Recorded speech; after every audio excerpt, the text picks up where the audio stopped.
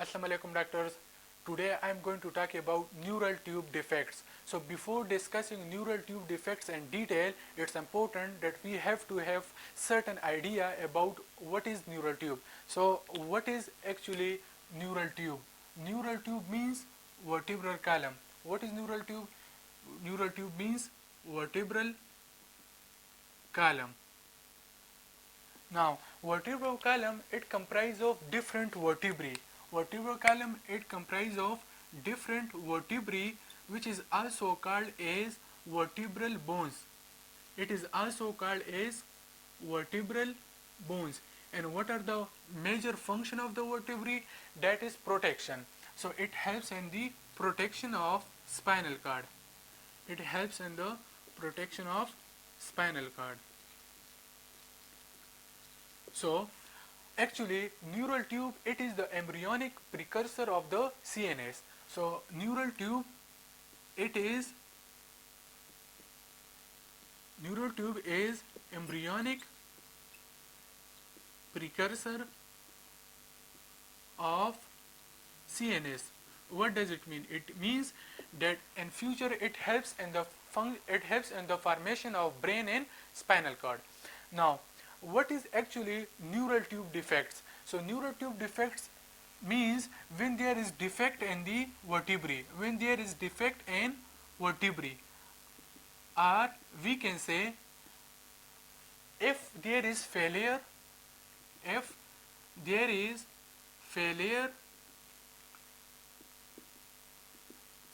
of closure of neural tube. So that is called as neural tube defects. I repeat, what is neural tube defects? It is the defect in vertebrae, or we can say if there is failure of closure of neural tube. And always remember that normally the neural tube, it is completely closed at 3 to 4 weeks after conception. So it is very, very important that normally neural tube completely close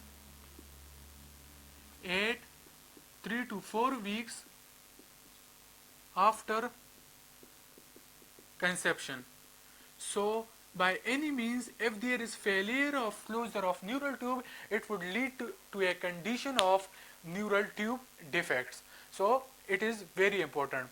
And always remember, the neural tube defect, it occur in first month of pregnancy. So neural tube defects, it occur in first month of pregnancy. Now, what is the inheritance pattern of the neural tube defects? So let me tell you what is the inheritance pattern of neural tube defects, whether it is autosomal dominant, autosomal recessive, or X-linked recessive, or it is multifactorial. So always remember, the neural tube defect, it is not a chromosomal abnormality. It is actually not a genetic disease. It means that it is neither autosomal dominant, autosomal recessive, nor it is X-linked recessive. Rather, it depends upon certain a variety of factors. That's the reason we can say that the neural tube defect, it is a multifactorial disease. So neural tube defects, it is a multifactorial disease. What does it mean? It means that it depends upon the various factors, and the most common cause of neural tube defects, that is folate deficiency, or we can say vitamin B9 deficiency. So always remember, the neural tube defect, it is not a chromosomal abnormality, it is not a genetic disease. Now the second very important question, what is the most common site of neural tube defects? So the most common site of neural tube defect, that is called as lumbosacral region. So the most common site of neural tube defects, that is lumbosacral region, more specifically that is from L5 to S1. But also it is not confined to lumbosacral region, and a certain studies show that it also involves the cervical region and thoracic region. So it also involves the cervical region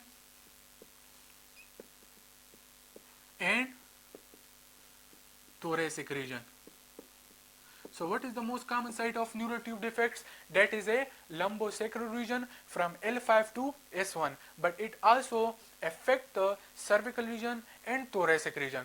Now let's talk about the certain causes of neural tube defects. That what are the main causes of neural tube defects? So actually the exact cause of neural tube defect, it is unknown. We can't say that there is a specific cause of neural tube defect, but a certain studies show that there are a lot of causes that are associated with neural tube defects, but the most common cause of neural tube defects, that is folate deficiency, or we can say vitamin B9 deficiency. So what are the causes of neural tube defects? So the most common cause of neural tube defect is folate deficiency, or we can say vitamin B9 deficiency and zinc deficiency. Is folate and zinc, it is involved in the maturation and of the DNA. So the most common cause of neural tube defects, that is folate deficiency and zinc deficiency. Also there are certain chromosomal abnormalities can lead to neural tube defects. So chromosomal abnormalities also lead to neural tube defects. So chromosomal abnormalities also one of the causes of the neural tube defects. Now also there are certain maternal infections. Maternal infections can lead to neural tube defects. The most specifically, that is termed as torch infection. That is called as torch infections. Torch infection, as you know that T stand for Toxoplasma gondii infections, O stand for certain other agents, R stand for rubella, C stand for cytomegalovirus, and H stand for herpes virus. So the maternal infection in the form of torch infection can lead to the neural tube defects. Now there are certain drugs play important role as well. There are certain teratogenic drugs which can lead to the neural tube defect as well. So what are those teratogenic drugs? It include the more famous drug that is called as sodium valproate and carbamazepine. So these two are teratogenic drugs. It can lead to the neural tube defects. I repeat, what are the causes of neural tube defects? That is folate deficiency and zinc deficiency, which is the most common cause of the neural tube defect. Secondly is chromosomal abnormalities. Third, the maternal infection in the form of torch infection can lead to neural tube defects. Also, certain teratogenic drugs in the form of sodium valproate and carbamazepine can lead to a condition of neural tube defects. Now, let's discuss the certain parts of the neural tube. Now there are two parts of neural tube. Now let me write the parts of neural tube. Let's say this is for example, this is a neural tube. Now there are two ends of neural tube. Now this end of neural tube, that is termed as, let's say this is the anterior part of neural tube.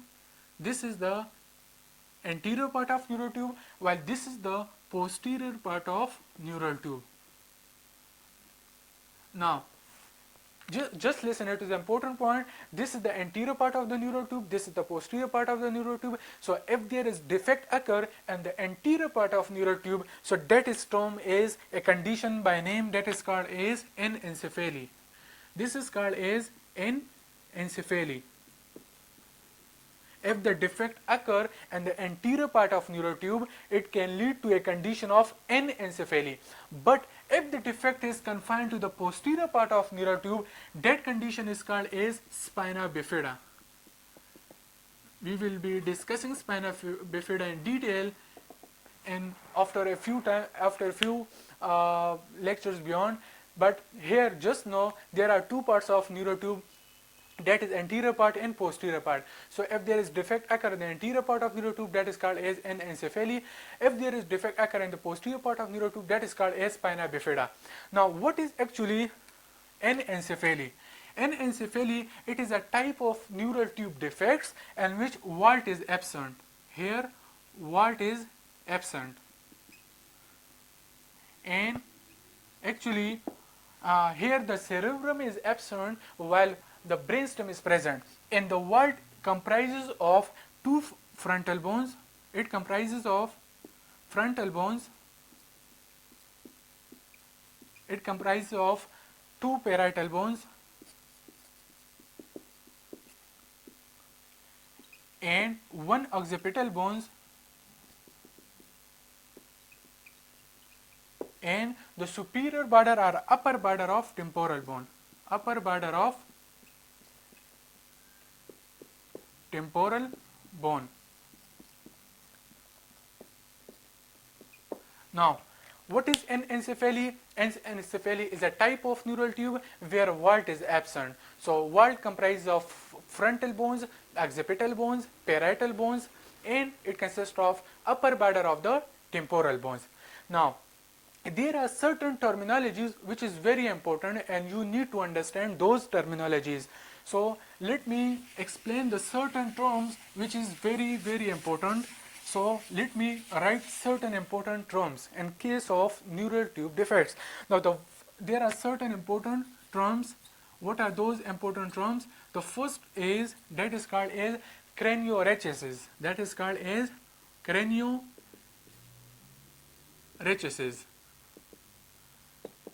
Second, there is encephalocele. Encephalocele. And third, there is anencephaly. So there are difference regarding these terminologies. Now what is craniorachis? So it is a type of neural tube defects where actually there is completely open brain and spinal cord of the patient. So craniorachis, it is a type of neural tube defects where brain and spinal cord completely open. So when the brain and spinal cord are completely open in certain patients, the condition is termed as craniorachis. Secondly, there is a term that is called as encephalocele. Encephalocele means when there is herniation in the meninges or protrusion in the meninges of the brain. So that is called as encephalocele. What is encephalocele? If there is protrusion or herniation in the layer of the brain in the form of the dura mater, arachnoid mater and pia mater, that is termed as meninges. So if there is herniation in the meninges of the brain, that would lead to a condition of encephalocele.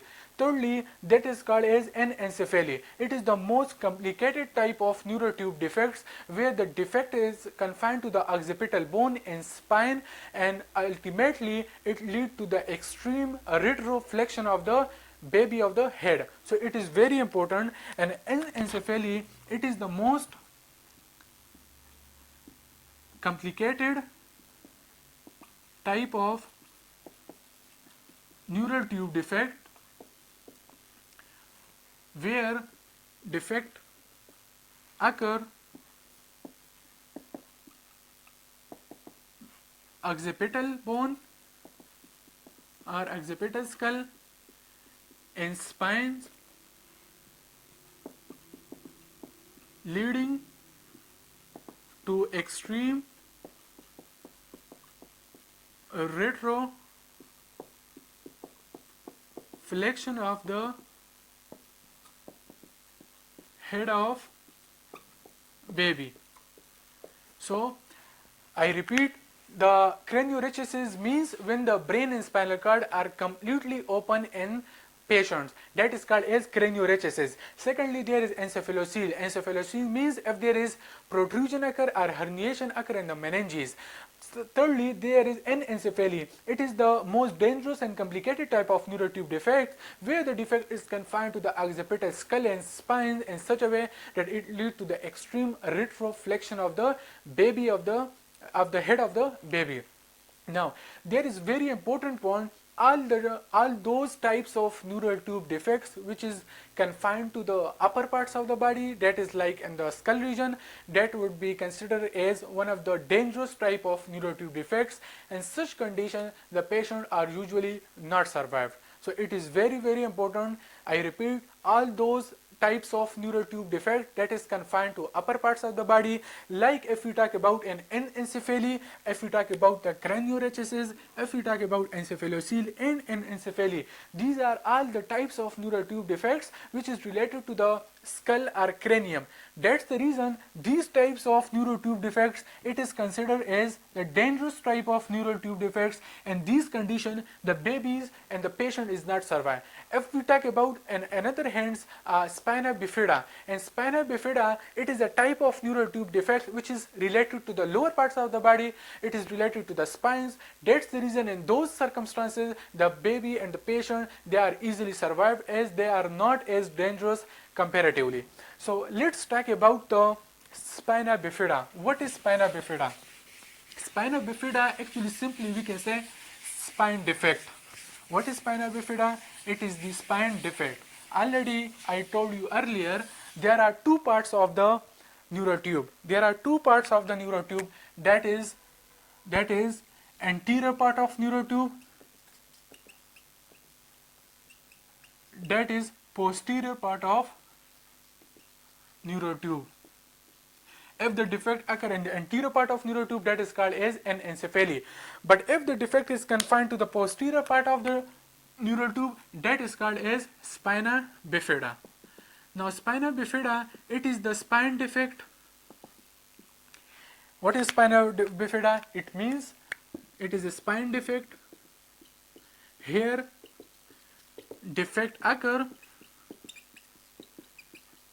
in posterior part of neural tube.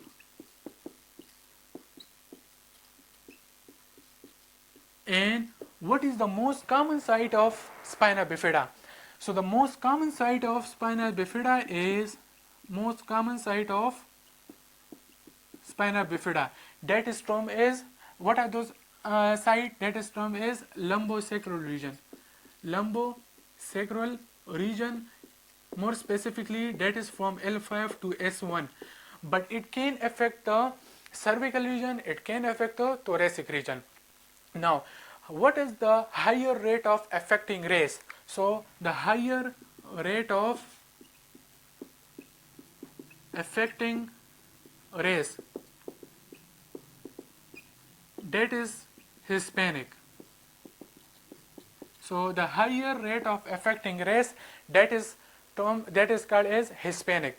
Now what are the signs and symptoms of a patient if someone is suffering from spina bifida? So what are the signs and symptoms? So there is no bowel and bladder control. The most common symptom is no bowel and bladder control. Secondly, there is paralysis. Now this paralysis, it can be partial.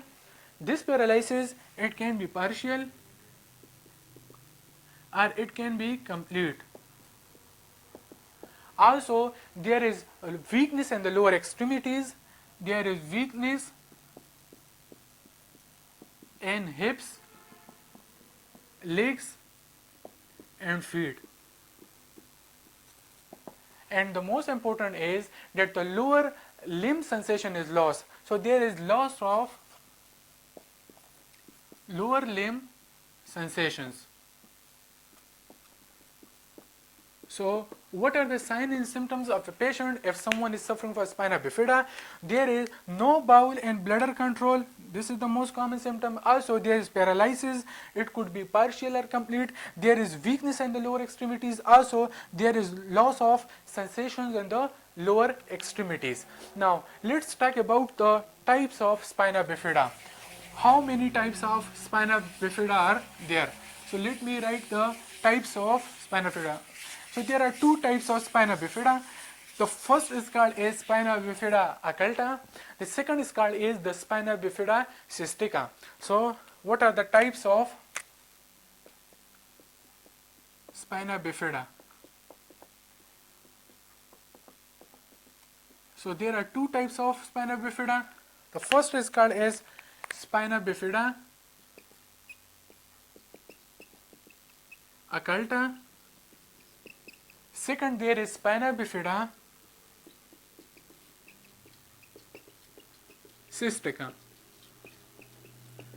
Now, in spina bifida occulta, the defect is confined to the lower, to the lumbosacral region. Here, the defect is in lumbosacral region, but the defect is hidden type. The defect is occur in the lumbosacral region, but it is a type of hidden spina bifida. Like, let's say if this is a vertebrae and this is the skin. So due to failure of closure of vertebral arch, the skin indented and it forms a dimples, and that's why it is called as dimpling. Or the affected skin may appear a tuft of hairs. The affected skin may appear a tuft of hairs, or there may be a sort of protrusion occur in the affected part of the skin. So it is important in spina bifida occulta, the defect is confined to the lumbosacral region, but it is a hidden type. Meaning, let's say this is a vertebrae, this is the skin. So due to the failure of closure of vertebral arch, the skin indented, and that's the reason that is called as dimpling. So the affected skin, it may appear a tuft of hairs, it may produce a outpouching or sac-like structures. So that is occur in the condition of occulta. Secondly, the most important is that all the neurological functions and the skin functions are the skin, it is intact. So in spina bifida occulta, the very important point that the neurological function, it is not distorted. The neurological functions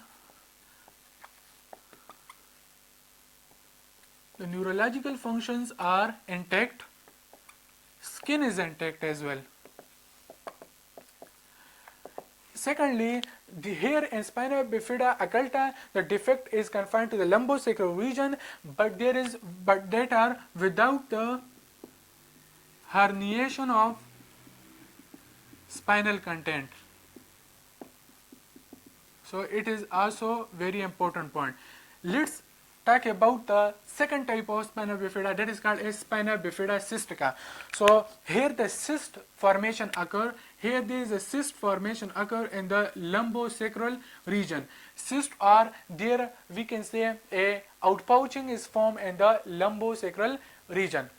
Now, the spina bifida cystica, it is further divided into two types. That is called as spina bifida, or we can say that is called as meningocele, and that is called as myelomeningocele. So what are the two types of the spina bifida cystica? That is meningocele and that is myelomeningocele. So in meningocele, as you know that meningo is a term that is related to the meninges, that is dura mater, arachnoid mater and pia mater. Secondly, there is a myelo is a term that is related to the spinal cord. So in meningocele, there is herniation of meninges. Here there is herniation of meninges only. There is herniation of meninges only, while spinal cord is intact. While spinal cord is intact.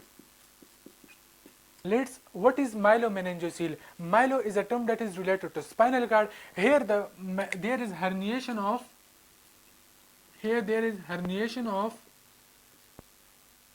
spinal cord, and also there is herniation of meninges. So as the term and decade. The myelo stand for the spinal cord, while meningo stand for the meninges. So here there is a herniation of spinal cord and meninges both. That's the reason it is considered as one of the dangerous type of spina bifida. So it is very important.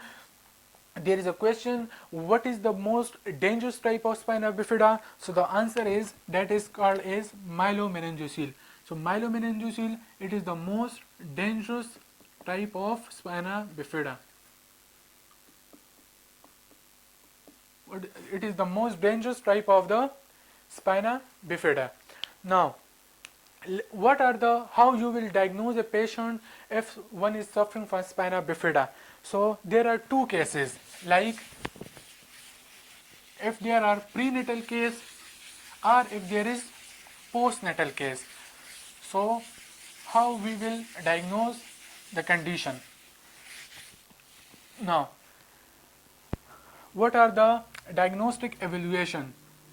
So there are two conditions, like if there are prenatal diagnosis and postnatal diagnosis. Sorry, there are postnatal diagnosis. So the prenatal diagnosis, it is usually confirmed by the maternal serum, that is by alpha fetoproteins, and maternal serum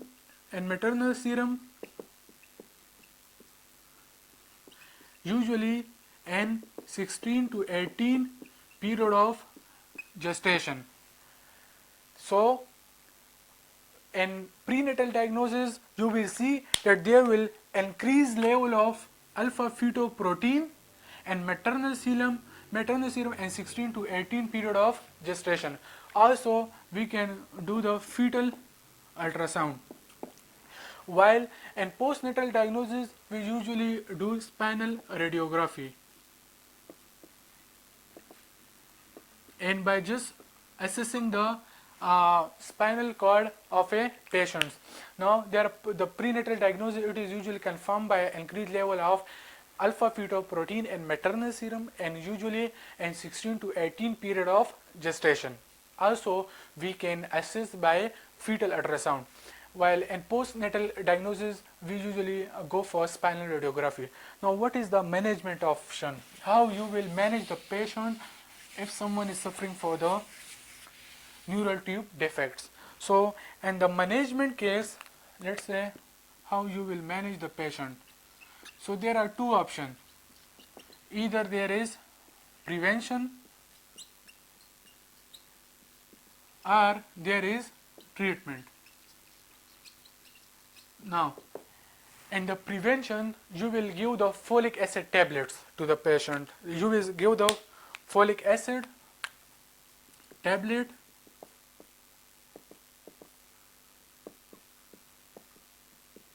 before 1 month of conception.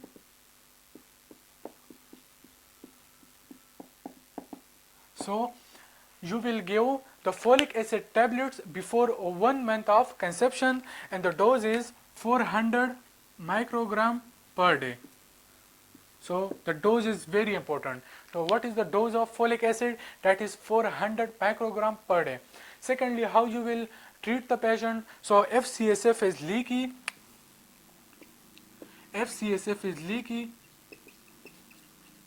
then we do surgery within 24 hours.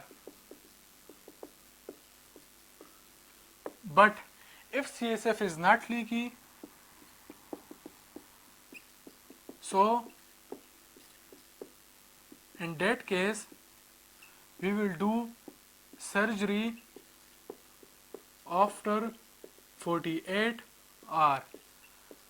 So it is very important. I repeat, the management option is divided into two criteria, that is prevention and treatment. And the prevention, you will go folic acid tablets before 1 month of conception, and the dose is 400 microgram per day. Secondly, in the treatment option, if the CSF is leaky, then you will do surgery within 24 hours, but if the CSF is not leaky, then you will do surgery after 48 hours. And secondly, the most important point is that in the spina bifida babies, the diaper is contraindicated because it keeps the child in moisturizing form, so it ultimately lead to the increased chance of infections. Also, it lead to the eruption of the skin.